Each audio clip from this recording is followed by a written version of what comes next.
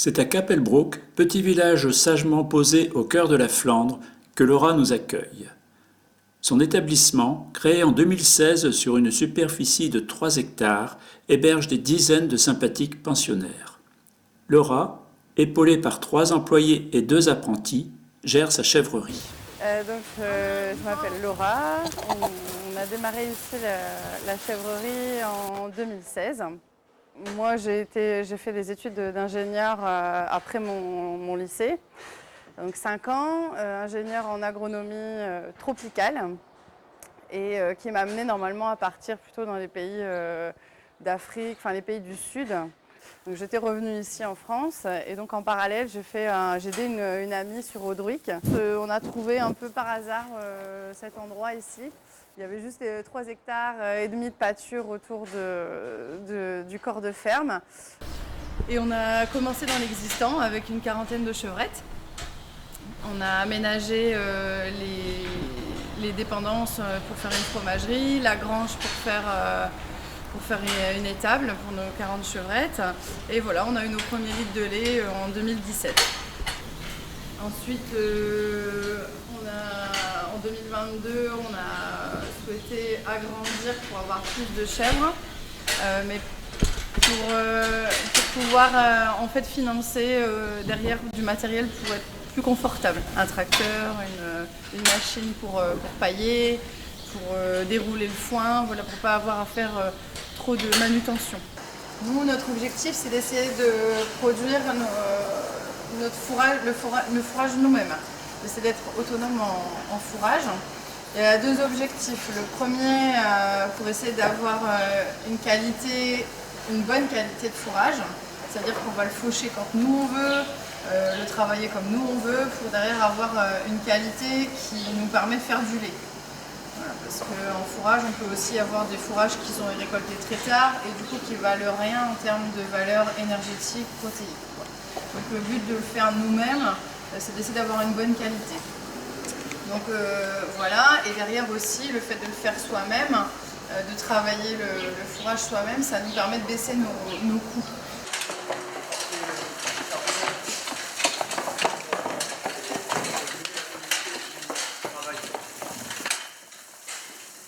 Alors là pour nos chèvres, on leur donne un concentré après la traite. Alors c'est un concentré à base de maïs, de pulpe de betterave et de colza.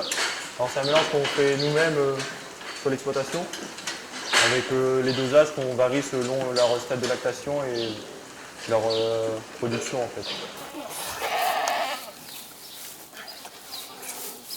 Regarde, il est là. Il est fait, c'est fait.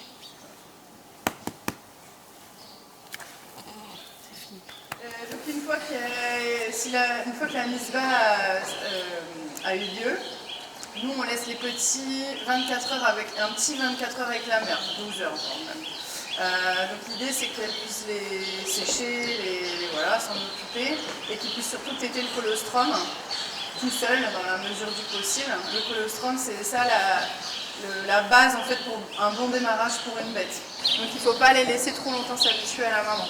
Donc on les sépare le lendemain, on les met dans des petites cases par 7, 6, 5, voilà, pas trop nombreux.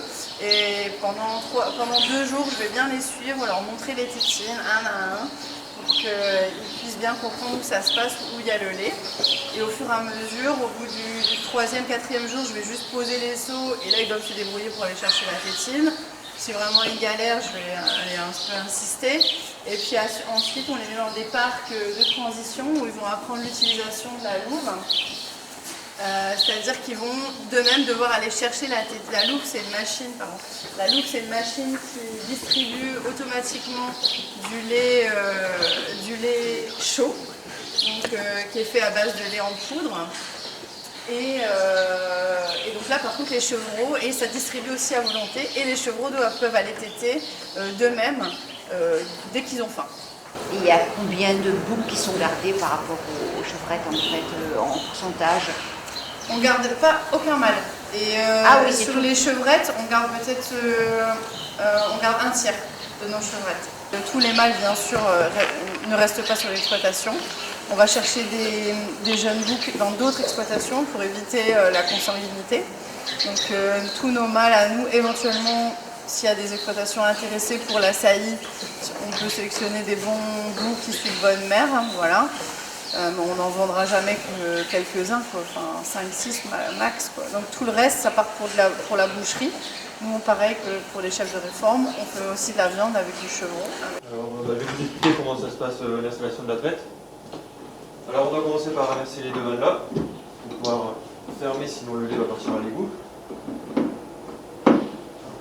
Après, nous fermons toutes les phases de prise d'air. Et ici, nous inversons la vanne pour le lavage. Et après, on installe le filtre pour le lait est imputé dans le lait. Et en même temps, ça permet de nous voir s'il y a des problèmes au niveau du lait.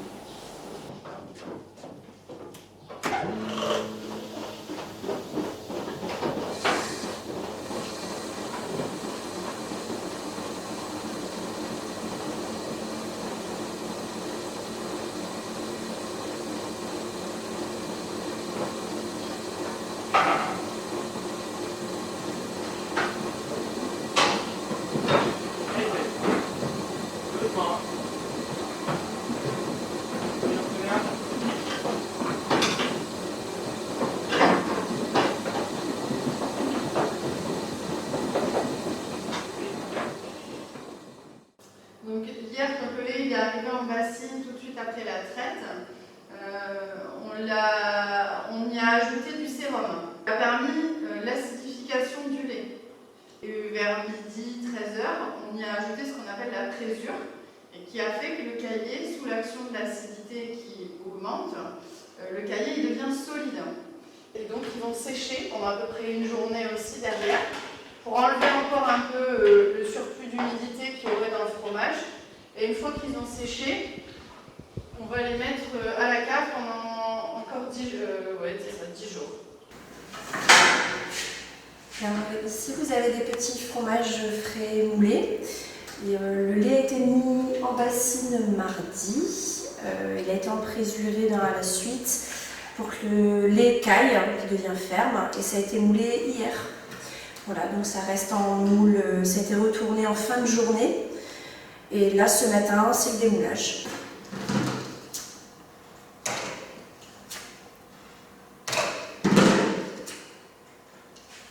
Donc là, le sel vient ramener un petit peu forcément de goût au fromage. Il sert à sa conservation.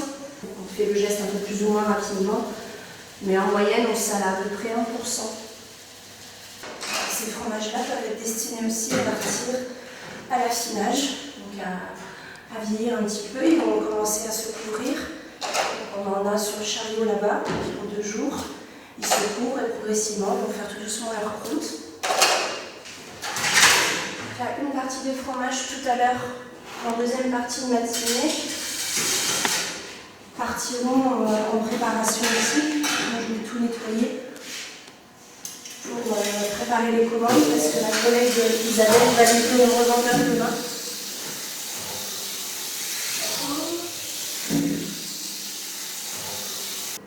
Alors de la cendre, c'est de la cendre végétale, du bois carbonisé à très haute température. Donc déjà d'un point de vue esthétique, ça ramène quelque chose de joli sur la croûte. Puis en termes de goût, ça modifie légèrement aussi les arômes du fromage. Donc après le cendrage, là, les galets partiront au séchoir, qui perdent encore un petit peu d'humidité. Bonjour. Bonjour madame. Oh, je vais goûter celui-ci. Celui-ci. Un petit morceau ou bien Non, un plus grand, c'est plus grand. Avec ceci madame. Un petit frais à l'échalote, c'est ça? Ceci, le fromage blanc.